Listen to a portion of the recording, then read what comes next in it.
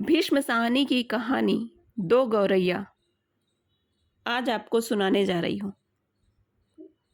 घर में हम तीन ही व्यक्ति रहते हैं, माँ, पिताजी और मैं। पर पिताजी कहते हैं कि यह घर सराय बना हुआ है। हम तो जैसे यहाँ मेहमान हैं, घर के मालिक तो कोई दूसरे ही हैं। आंगन में आम का पेड़ है, तरह तरह के पक्षी उस पर डेरा डाले रहते हैं।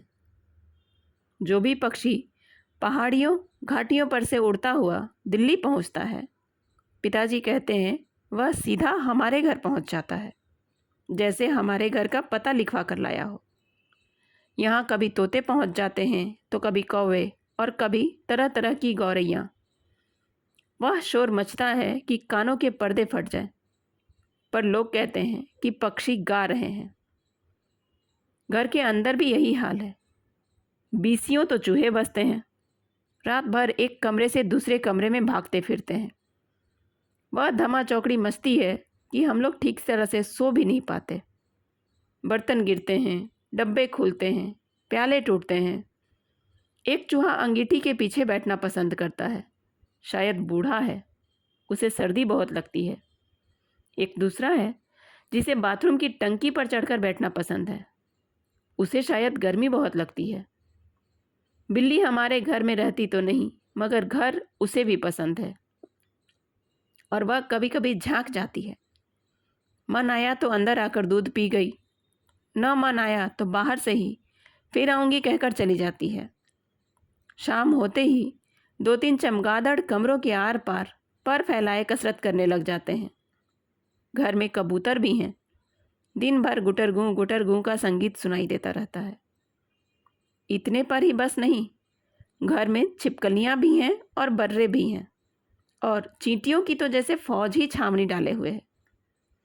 अब एक दिन दो गौरैया सीधी अंदर घुस आई और बिना पूछे उड़ उड़ कर मकान देखने लगी। पिताजी कहने लगे कि मकान का निरीक्षण कर रही हैं कि उनके रहने योग्य है या नहीं। कभी वे किसी रोशनदान पर जा बैठती तो कभी खिड़की पर। फिर जैसे आई थी वैसे ही उड़ भी गईं। पर 2 दिन बाद हमने क्या देखा कि बैठक की छत में लगे पंखे के गोले में उन्होंने अपना बिछावन बना लिया है और सामान भी ले आई हैं, और मज़े से दोनों बैठी गाना गा रही हैं। जाहिर है उन्हें घर पसंद आ गया था। माँ और पिताजी दोनों सोफे पर बैठे उनकी ओर देखे जा रहे थे। थोड़ी देर बाद माँ सिर हिलाकर बोली, अब तो ये नहीं उड़ेंगी, पहले इन्हें उड़ा देते तो उड़ जाती। अब तो इन्होंने यहाँ घोंसला बना लिया है। इस पर पिताजी को गुस्सा आ गया। वह उठ खड़े हुए और बोले, देखता हूँ ये कैसे यहाँ रहती हैं। गौरैया मेरे आगे क्या चीज़ है, मैं अभी निकाल बाहर करता हूँ। छोड़ो जी, चूहों को तो निकाल नहीं पाए, अब चिड़ियों को क्या निकालेंगे, माँ ने व्यंग्य से कहा। माँ कोई बात व्यंग में कहें तो पिताजी उबल पड़ते हैं। वह समझते हैं कि माँ उनका मजाक उड़ा रही हैं। वह फौरन उठ खड़े हुए और पंखे के नीचे जाकर जोर से ताली बजाई और मुंह से शश शह शू कहा। बाहें झुलाई, फिर खड़े खड़े कूदने लगे। कभी बाहें झुलाते, कभी शश शू करते। गौरैयों ने घोंसलों में से सिर निकालकर नीचे की ओर झांक कर देखा और दोनों एक साथ ची ची करने लगी और माँ खिलखिलाकर हंसने लगी। पिताजी को गुस्सा आ गया, इसमें हंसने की क्या बात है। माँ को ऐसे मौक़ों पर हमेशा मजाक सूझता है। हंसकर बोली, चिड़ियाँ एक दूसरी से पूछ रही हैं कि यह आदमी कौन है और नाच क्यों रहा है। तब पिताजी को और भी ज़्यादा गुस्सा आ गया और वह पहले से भी ज़्यादा ऊंचा कूदने लगे। गौरैया घोंसलों में से निकलकर दूसरे पंखे के डहने पर जा बैठी। उन्हें पिताजी का नाचना जैसे बहुत पसंद आ रहा था। माँ फिर हंसने लगी। ये निकलेंगी नहीं जी, अब इन्होंने अंडे दे दिए होंगे। निकलेंगी कैसे नहीं, पिताजी बोले और बाहर से लाठी उठा लाए। इसी बीच गौरैया फिर घोंसले में जा बैठी थी। उन्होंने लाठी ऊंची उठाकर पंखे के गोले को ठकोरा। ची ची करती गौरैया उड़कर पर्दे के डंडे पर जा बैठी।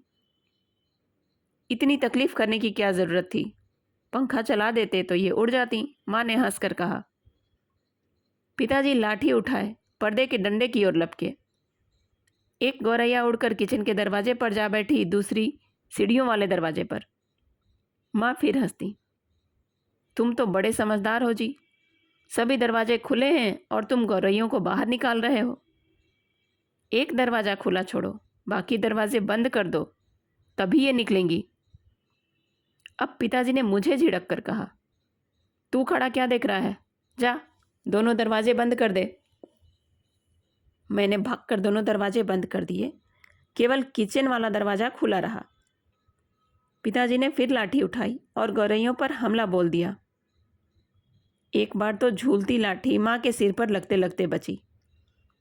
ची ची करती गुचड़ियाँ कभी एक जगह तो कभी दूसरी जगह जा बैठती। आखिर दोनों किचन की ओर खुलने वाले दरवाजे में से बाहर निकल गईं। माँ तालियां बजाने लगी। पिताजी ने लाठी दीवार के साथ टिका कर रख दी और छाती फैलाए कुर्सी पर आ बैठे। आज दरवाजे बंद रखो, उन्होंने हुक्म दिया। एक दिन अंदर नहीं घुस पाएंगी तो घर छोड़ देंगी। तभी पंखे के ऊपर से ची ची की आवाज़ सुनाई पड़ी और माँ खिलखिलाकर हंसती। मैंने सिर उठाकर ऊपर की ओर देखा। दोनों गौरैया फिर से अपने घोंसले में मौजूद थीं। दरवाजे के नीचे से आ गई हैं, माँ बोली। मैंने दरवाजे के नीचे देखा। सचमुच दरवाजों के नीचे थोड़ी थोड़ी जगह खाली थी। पिताजी को फिर गुस्सा आ गया। माँ मदद तो करती नहीं थी, बैठी हंसे जा रही थी। अब तो पिताजी गौरैयों पर पिल पड़े।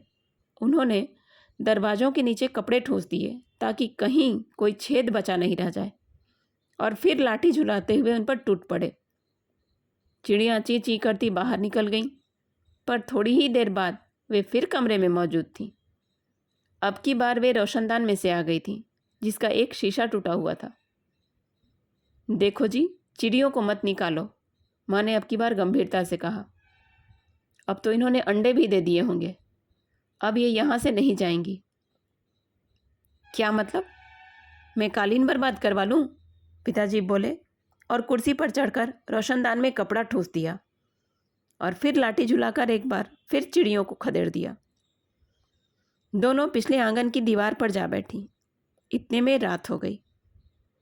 हम खाना खाकर ऊपर जाकर सो गए। जाने से पहले मैंने आंगन में झांक कर देखा। चिड़िया वहाँ पर नहीं थी। मैंने समझ लिया कि उन्हें अक्ल आ गई होगी, अपनी हार मानकर किसी दूसरी जगह पर चली गई होंगी। दूसरे दिन इतवार था। जब हम लोग नीचे उतर कर आए तो वे फिर से मौजूद थीं और मज़े से बैठी मल्हार गा रही थीं। पिताजी ने फिर लाठी उठा ली। उस दिन उन्हें गौरैयों को बाहर निकालने में बहुत देर नहीं लगी। अब तो रोज़ यही कुछ होने लगा। दिन में तो वे बाहर निकाल दी जाती, पर रात के वक्त जब हम सो रहे होते तो न जाने किस रास्ते से वे अंदर घुस आती। पिताजी परेशान हो उठे। आखिर कोई कहाँ तक लाठी झुला सकता है? पिताजी बार बार कहें। मैं हार मानने वाला आदमी नहीं हूँ, पर आखिर वह भी तंग आ गए थे।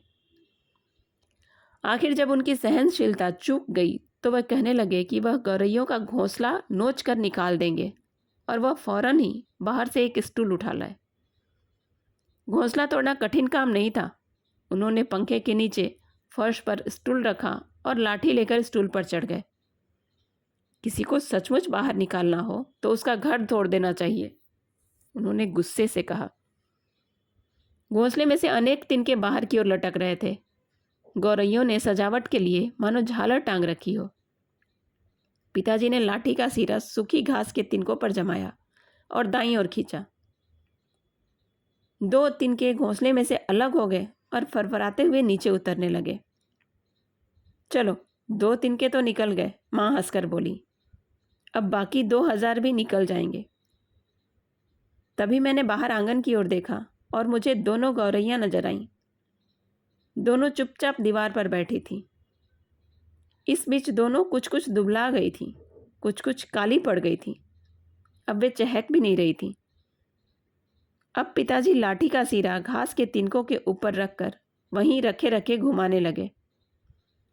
इससे घोंसले के लंबे लंबे तिनके लाठी के सिरे के साथ लिपटने लगे।